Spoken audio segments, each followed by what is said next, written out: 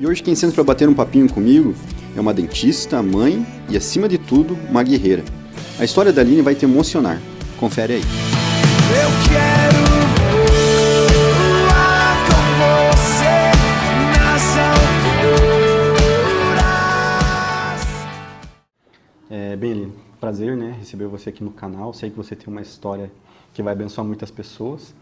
E eu quero conhecer um pouquinho da tua história, né? Porque às vezes a gente se cruza nos corredores, a gente viu você contando teu testemunho em cima do púlpito, mas eu quero aproveitar e fazer algumas perguntas assim para conhecer a Aline por trás dessa história tão linda que é, né? E eu sei que você é dentista, né? Nessa profissão a gente sabe que às vezes nem sempre você pega umas coisinhas bonitinhas lá. Você já pegou alguma coisa assim que você pensa, meu Deus do céu, por que eu fui estudar odontologia? Várias vezes. Várias vezes. Várias vezes. Conta-me um caso aí que se... É complicado, assim, você lembrar de um caso específico, né? Uhum. Mas muitas vezes a gente olha assim e fala assim, meu Deus. Daí você lembra que a minha profissão em si também é um chamado de Deus, assim, porque eu nunca pensei em ser dentista. Ah, um chamado de Deus isso? Porque um dia surgiu assim, eu não quero ser dentista, não tenho ninguém na família, não tenho nada, comecei do zero. Uhum. E foi assim, eu não me imagino fazendo outra coisa, então... daí nessas horas eu falo assim, é talento de Deus mesmo, porque chega às vezes circunstâncias que você não sabe muito o que fazer, né? Uhum. Porque não é uma ciência exata, né? E você fica reparando no dente das pessoas Sempre. assim? Não tem como. Eu Não tem falo como. olhando pra boca, não tem jeito. Nossa, deixa eu até esconder mesmo. E você é casada hoje? Sim. Quanto tempo você é casada já? 9 anos. 9 anos já, entendi. E né, o motivo de eu estar te chamando aqui hoje é porque você tem uma história, né, assim, que eu fiquei realmente tocado, impactado quando eu ouvi. E eu queria que você me contasse um pouquinho, né, que essa questão do sonho de ser mãe e de repente você vê esse sonho frustrado. Me conta um pouquinho como que foi essa tua história em relação a isso. Eu sempre sonhei em ser mãe, sempre, né? Quando eu era criança, eu sempre ia brincar de boneca, eu brincava que era a mãe das minhas bonecas, né? E eu sempre tive esse sonho, assim. E quando eu conheci o Jean, né, que é meu esposo, ele também tinha esse sonho de ser pai. Meu xará. Deve ser gente boa. Ótimo. E a gente sempre, quando namorava, a gente teve um namoro longo, né? A gente namorou 8 anos, namoro, noivado. E a gente sempre falava dos filhos e quantos filhos e tal, então a gente sempre planejou. Quantos filhos? Isso. Você quer ter mais de um? Uhum. Que legal. Porque eu creio que o milagre de Deus não foi só para ela. Só para ela, né? legal. Então a gente está aberto para quantos Deus mandar. Deus mandar, que bom. Mas a gente sempre falava que a gente ia ter filhos e quantos, e a gente tem também essa vontade de adoção e tal. Que legal, hein? Então eu sempre tive esse sonho, sempre. E quando a gente casou, eu era recém-formada, ele tinha também recém-formado, então a gente esperou dar uma estabilizada, assim, mas aquela ansiedade, sabe? Tanto que eu tomava remédio, né, anticoncepcional, essas coisas, e eu parei um ano antes da data que a gente queria começar a engravidar, assim. Já por ansiedade de ter filho. Então você sonha em ter filho desde quando você era criança, quando você brincava com as tuas bonecas. Sempre. Esse sonho de mãe sempre foi muito latente em mim, assim, sabe? Sempre sonhei muito, assim. Aí quando você viu que o casamento estava chegando, você falou, nossa, não vejo a hora de grudar o Jean. A gente já tinha nossos planos, assim, vamos esperar um pouquinho e tal, né? As coisas darem tudo certinho. E a gente faz os nossos planos, né? Sim.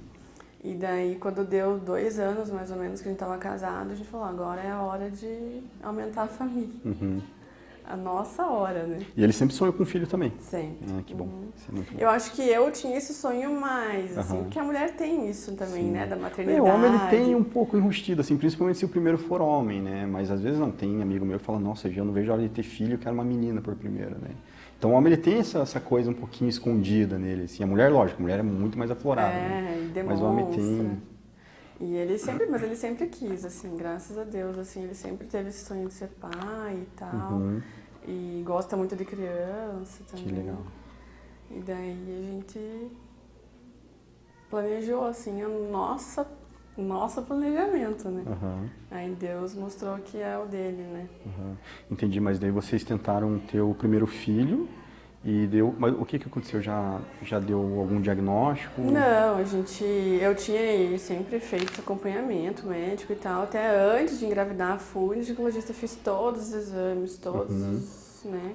E até tem uma coisa engraçada, assim, engraçada agora, né? Porque na época eu cheguei pra médica e falei assim, ó, eu quero fazer todos os exames, inclusive os exames de infertilidade, porque eu tenho muita vontade de ser mãe e não quero ter problema nenhum. Entendi. E assim, né? No primeiro exame você chegou... Consulta, primeira antes de consulta? começar a tentar engravidar. Nossa. E daí ela falou assim, não, Aline, isso aí é ansiedade tua, porque ninguém faz exame antes de ter algum problema. A gente tenta 1 ano primeiro, daí se tiver algum problema começa a fazer exames específicos para isso. Mas era já um medo que eu tinha. Entendi. Sem motivo nenhum, porque minha mãe, né, teve 2 filhos, na família da minha mãe, todo mundo tem filho. A tua mãe não teve problema nenhum? Ninguém. Nunca. Só eu. Só você, entendi. Então eu já tinha essa, sei lá, assim, dentro de mim alguma coisa parece que falava assim, que não ia ser tão fácil, sabe? Mas aí a gente começou não, agora é a hora certa, estamos, né, um pouco mais estabilizada financeiramente e começamos a tentar engravidar e levou em torno de uns 6 meses, assim, pra eu engravidar a primeira vez. Até que foi relativamente rápido. Né? Foi perto do histórico final. Então, assim, daí eu engravidei, né? A gente ficou muito, muito feliz, nossa. Isso aí, a gente fez surpresa para os avós, para os meus pais, para os pais deles. Saiu contando para todo mundo, né? Tava vivendo o sonho, assim. Ainda não tinha demorado tanto, apesar de eu já ter achado demora, porque a gente quer de um dia pro outro, lógico, né? É tipo pastel, né? Tem que ser já. Na hora. E daí, daí a gente tava feliz, contente, até eu ter A notícia. Dessa primeira vez eu tive um sangramento mesmo. Daí fui pra emergência e daí lá descobri que já não tinha mais chance, estava em abortamento. Entendi. E daí qual que foi lógico, né, perguntar qual foi o sentimento. A gente sabe que o sentimento foi de, né, destruição sentimental, né? Mas e como que a família acolheu isso, como que os amigos, porque o mais difícil é que às vezes as pessoas não querem saber como você tá, mas o que aconteceu, né? O mais difícil dessa primeira etapa foi contar para as pessoas que a gente tinha perdido. Isso começou a mexer com o teu orgulho. E também porque, assim, você não quer ficar relembrando aquela situação, né? E foi um aborto espontâneo, já estava com sangramento, eliminou tudo sozinho. Eu não tinha feito nenhuma ecografia ainda, foi bem no começo, assim, né? As primeiras 6 semanas, 7 semanas. E daí, às vezes, eu encontrava as pessoas que eu não convivia depois disso, e as pessoas chegavam, e daí, tá grávida, né? Daí eu falava, não, perdi. Então, era um constrangimento pra mim e pra pessoa, né? Então, isso foi a parte mais chata, assim. A família e as pessoas mais próximas falavam, não, isso é normal, acontece. Aquela Porque às coisa vezes a pessoa normal, não tem o né? que falar, né? Ah, não, acontece, normal. De ser, vai vir outro, vocês são novos. A gente ouviu isso até esses dias atrás. Entendi. E daí vocês pararam, deram tempo? Não, daí a gente, né, ouviu do médico que era normal, né, que acontece, que é normal, que às vezes é uma seleção natural do organismo, era um bebê às vezes que teria mais problemas, daí o próprio organismo elimina e tal. E a gente, né, entendeu, então... Foi muito difícil, mas a gente esperava, ou entendeu essa posição do médico, entendeu? Que é normal. Entendi. E daí a gente continuou tentando normalmente. Daí logo já engravidou? Não, daí ou demorou mais demorou. Demorou. Aí depois, quando tava dando 1 ano, dessa perda, que eu não tinha engravidado novamente, aí a gente procurou um especialista. Daí vocês já foram direto pro especialista? Eu já fui cortando etapas. Lógico. Também você trabalha com saúde, né? Daí eu já pesquisava bastante, daí eu já fui direto no especialista em reprodução humana, porque daí eu falei, lá ele vai dar um... Se não tiver um jeito, vai ter um tratamento específico, né? Porque daí tava demorando, né? E daí eu fui nesse médico, daí ele fez vários exames e tava tudo certo. Os exames saíram todos certos. Até então não tinha aparecido nada dos exames.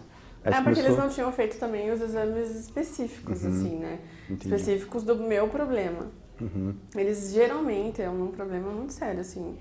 Eu acho que é uma mudança que tem que acontecer no Brasil, principalmente com essa questão, porque eles esperam a pessoa ter 2 a 3 perdas para investigar Aham. Mas e qual que é o problema? trombofilia. Trombofilia. Ah, entendi. Daí tem que tomar as injeções, né, e Isso. tal. Aham. E no meio desse processo, assim, você como cristã, em algum momento você falou, Deus, a culpa é sua. Você ficou indignada com Deus, querendo saber?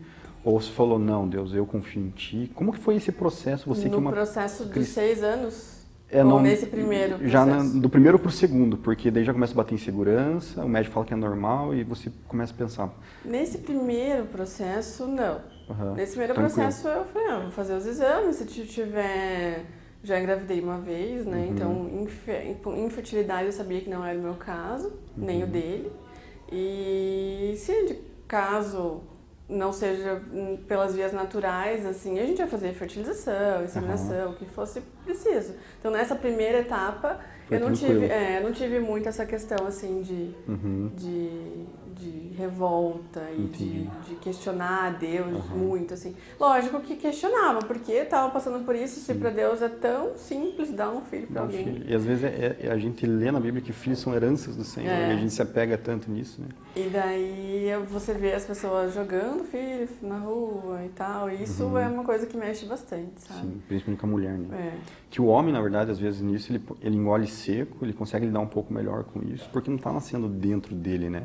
É que a partir do momento que a mulher pega um exame de gravidez positivo, mudou tudo. Não é mais a mesma pessoa, não vive mais para ela só. Então, assim, a partir daquele minuto, a mudança é totalmente. O homem ele vai se sentir mais pai quando nasce, né? Uhum.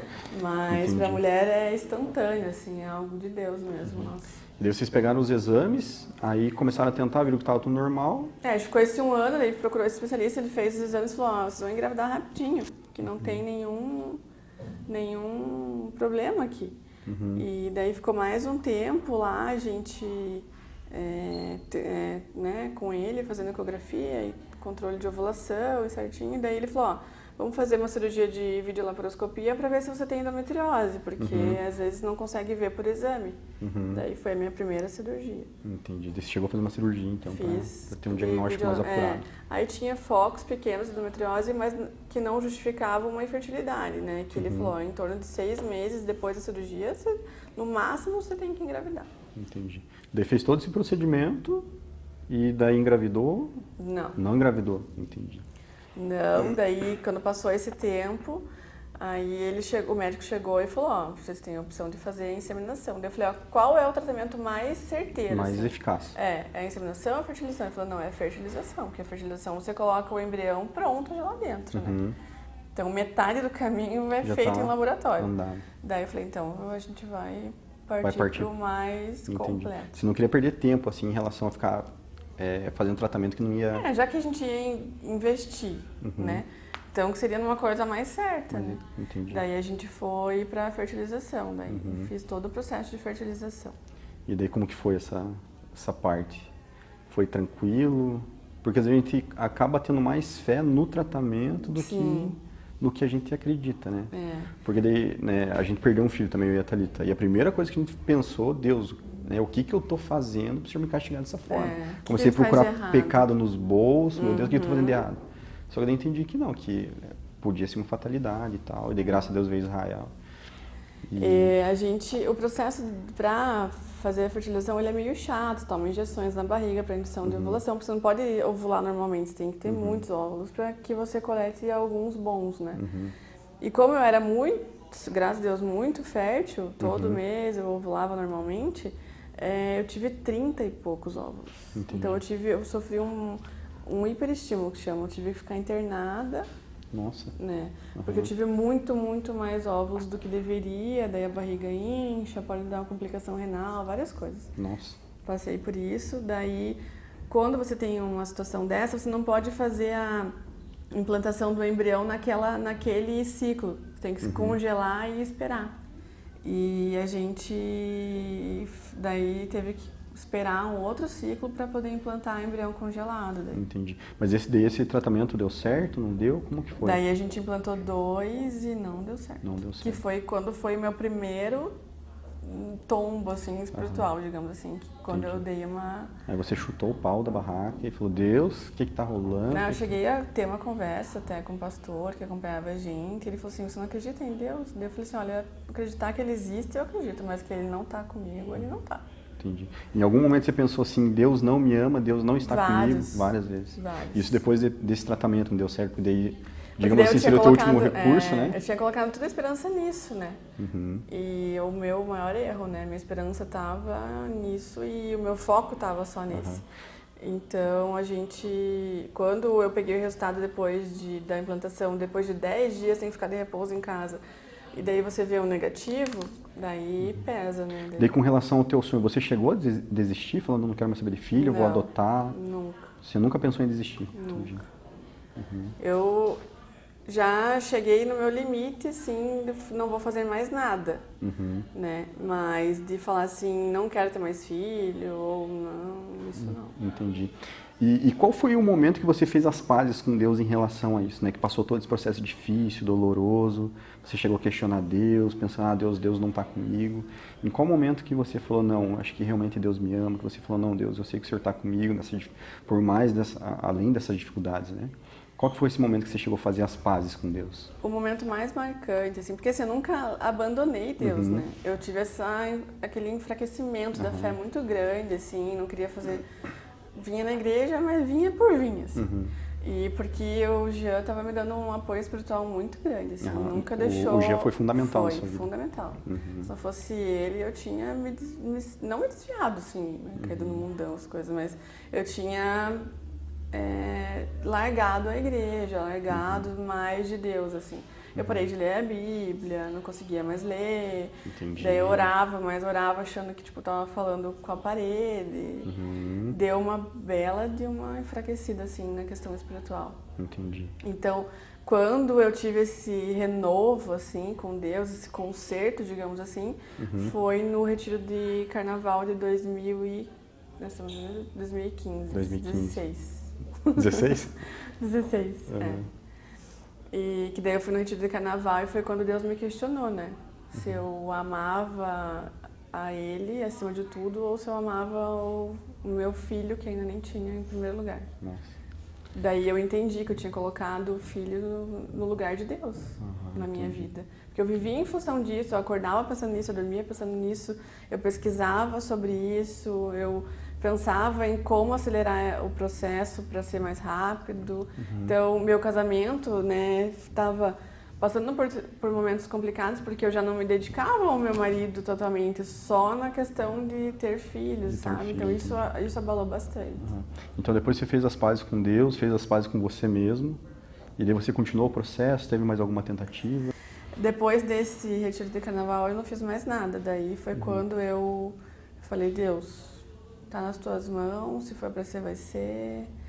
E até uma coisa assim que eu não comentei no meu testemunho na igreja, nem nada, foi quando eu entendi que eu poderia entrar na fila da adoção, mesmo não declarando para mim mesma que eu não poderia ter filhos. Porque antes ele sempre teve essa vontade, né, o Jean. E eu não queria entrar porque parecia que eu estava declarando para mim mesma que eu não tinha condições de ter filhos. Entendi. E como eu quero, assim, eu estou bem curioso para saber quando é que vocês ficaram sabendo da Manuela. Não, agora a gente, sem fazer nenhum tratamento, sem tomar nenhum remédio. Nada. De repente eu tô grávida. Porque quando eu descobri o problema da trombofilia, eu saí do consultório médico, assim, ó, você vai tomar as injeções, você vai tomar isso, um AS, no caso, que é um anticoagulante via oral todo dia, você vai fazer vitamina D, tudo certo. E eu fiquei um tempo seguindo isso, assim. E daí chegou uma época que eu falei, não quero mais. Ai, não quero mais tomar remédio todo dia, e, sabe, não vem, todo mês aquela decepção. Eu falei, E eu fui largando, assim, eu já nem percebeu, assim. Eu não comprava um, daqui a pouco eu não comprava o outro. Sim, e é caro esse remédio, né? E daí nem o ácido fólico, que é uma coisa que você tem que tomar, eu não tava tomando a vitamina D, que é coisas minhas, normais pra mim mesmo, eu não tava tomando nada. Daí eu já tinha eu tinha, assim, entregado completamente dessa vez pra Deus, assim, falando, Deus, se for pra você, vai ser, se não for pra você, também, tudo bem, vamos adotar. Lógico que dentro de mim iria existir esse Pra você sonho, não era a mesma coisa. não. E esse sonho não realizado, né? Mas eu tava conseguindo conviver, assim, com isso já. E daí foi quando a gente tava no ITQ, né? A gente fazia ITQ juntos, numa terça-feira à noite. E eu, na hora do intervalo, só comentei com ele, falei assim, agora, além de tudo, minha menstruação começou a resolver atrasar. Porque sempre era bem certinha. Daí, quando atrasava um dia, eu já sabia que eu estava grávida. E daí tinha vindo vários ciclos, assim, que tinha acontecido 1, 2 dias, e daí acabava que, né, acontecia a menstruação normalmente. E daí eu falei pra ele, falei assim, eu falei normalmente, comendo, assim, na hora eu falei, agora deu de acontecer isso também. E daí ele ficou encucado e não falou nada pra mim na hora, falou assim, vamos comprar um teste de farmácia. Eu falei assim, eu não, já fiz tantos, vou fazer mais um pra dizer não. Porque eu sei que eu não tô grávida, eu tava sentindo cólica, todos os sintomas que a mulher sente. Não, quando vai menstruar. Entendi. E daí eu até saí da aula, meu pai não tinha se sentido muito bem, tinha ido no hospital. E eu fui pra lá, pra ver como é que tava. E ele, quando foi pra casa, a gente tava com o carro separado, quando ele foi pra casa sozinho, passou na farmácia e comprou. E daí eu cheguei em casa tarde, já meia-noite, daí que a gente foi jantar e tal, daí ele ficou me enchendo o saco pra fazer. Ele se faz de manhã. Não, mas eu já comprei um que dá um resultado Faz na agora. hora. Quero saber, tô curioso. Aí ficou na minha cabeça, daí eu fui fazer pra eu poder dormir sem ele me perturbar. E daí eu fui sem nenhuma, nossa, assim, por Deus mesmo. Sem nenhuma pretensão. Sem nenhuma expectativa. Eu fui, assim, pra ele saber que não tava e eu dormir tranquila. Entendi. E quando eu fiz, que eu vi a cruzinha lá, eu não sabia o que eu fazia, assim, se eu chorava, se eu ria, se eu contava. Se tava errado aquele negócio. Aí tanto que nem ele acho que tinha tanta expectativa, porque eu saí assim do banheiro com o exame na mão, olhei pra ele e falei assim, tô grávida. E daí ele, tá bom. Tipo, tá me zoando, assim? Né? Ele não esperava. Daí né? quando ele viu que eu tava branca, assim, eu não conseguia ter reação, daí a gente se abraçou e chorou. E daí a alegria se dividia com medo, né? Porque eu já tinha tido 2 perdas, né? Sim.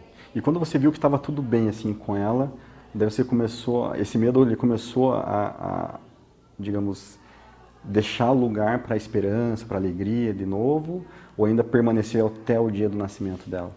Até os primeiros 3 meses era mais medo mesmo. Assim. Mais medo, entendi. Porque eu tinha que seguir um repouso, várias questões, e então eu tinha mais medo. Quando chegava o dia da ecografia, como sempre nas ecografias que eu tinha notícia ruim, né?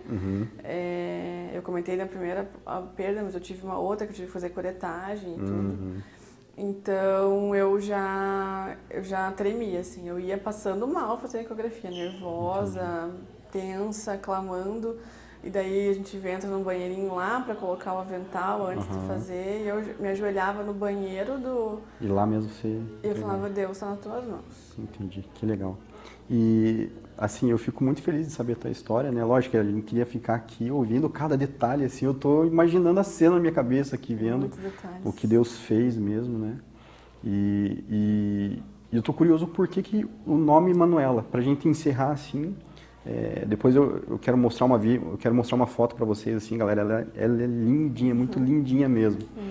E eu queria que você contasse pra gente como que veio o nome, por que o nome Manuela? A gente sempre tinha os nomes dos nossos filhos, se fosse menino ou menina, escolhidos já, né? Desde a primeira vez, desde antes. E tinha um nome escolhido de menina. E só que quando eu descobri que era uma menina, eu não quis mais aquele nome. Eu não sei, me senti uma coisa assim que eu falei, não pode ser esse nome, eu não gosto desse nome. Daí eu até falei pro Gil, eu falei, amor, eu não posso chamar minha filha por um nome que eu não gosto a minha vida inteira. Ele falou, mas como que você não gosta? Você sempre gostou. Eu falei, nem eu sei. E daí um dia eu tava em casa, assim, tava ouvindo até um louvor e tal, nesse tempo, né, que eu fiquei mais tranquila, assim, peguei um pouco mais leve com questão da profissão também. E veio no meu coração, assim, muito claro o nome Manuela. Eu já tinha escolhido 3 nomes para ele decidir quais dos 3, fora aquele. E ele não queria nenhum. Ou já não queria nenhum. Não, ele queria aquele Aham. primeiro. E daí, daí veio Manuela, assim, eu falei, nossa Deus, mas eu nem gosto de Manuela, né? Nada a ver. E ficou queimando aquele nome no meu coração. Aí eu fui ver na internet o significado do nome, né? Que significa Deus está conosco. Que legal. E daí eu tive a confirmação, assim, daí eu falei, Deus, quando eu falei pro Jean, ele não gostou. Daí eu falei assim, Deus, se for pra ser esse nome, que ele goste, de uma hora pra outra. E daí Deus falou com ele também, assim, ele sentiu que tinha que ser esse nome. E hoje é Manuela. Chama ela de Manu, não? Manuela. A mãe sempre chama de Chama Manuela, Manu, né? entendi. As pessoas chamam de Manu já. Mas falou muito comigo o significado do nome dela, Deus está conosco, porque em muitos momentos eu falei pro Jean que Deus não estava comigo. Então, toda vez que eu falo o nome dela, eu tô falando pra mim mesma que ele sempre esteve, sempre estará comigo, e na vida dela como é que eu posso dizer, a personificação disso na minha vida, assim. Pra lembrar que pra foi eu lembrar ele pra tava... sempre que ele sempre esteve e sempre estará. Que legal. Cara, sério, fiquei apaixonado assim, pela história de vocês. Obrigada. Né? Espero que essa história realmente impacte muitas vidas. E você que está aí, que está nessa fase, passando a mesma coisa que a Aline, creia que tem um Deus que é poderoso para mudar qualquer situação. Com Amém? certeza. Aline, muito obrigado por Obrigada, estar Jean. aqui. Eu só queria, assim, deixar depois, a gente coloca em algum lugar o meu Facebook, Sim, algum lógico. contato, porque eu tô aberta, assim, para quem estiver passando por uma situação parecida, quiser tirar dúvida, como que foi o tratamento. Ao todo eu tomei quase 300 injeções na barriga, na gestação inteira, todos os dias. E eu faria se fosse o dobro, o triplo para ter ela aqui. Esse Legal. foi o preço e não me arrependo nem um pouco. E às vezes as pessoas têm muitas dúvidas e passam por isso e não quer se abrir com alguém que não entende, porque as pessoas realmente não entendem Sim, lógico. como uma perda pode afetar tanto uma família, uma pessoa. Então eu estou disposta e disponível a quem quiser procurar, pedir ajuda. Legal. Você que tem vontade de conhecer a Aline, na descrição dos vídeos a gente vai colocar os contatos, as redes sociais dela, procura ela lá, conversa, se abre com ela, que a gente sabe que quando a gente está nesse momento não é todo mundo que compreende a gente. Ela passou por isso, ela está aberta para te ajudar, para te escutar, para te aconselhar. E é uma amiga para chorar junto, sorrir junto. Amém? Obrigado, Aline. Obrigada Deus a abençoe. você. Amém. Se você gostou desse vídeo, deixe seu like, comente e não esqueça de se inscrever, pois toda semana postaremos novos vídeos. E é isso aí, um abraço e até o próximo vídeo. Eu quero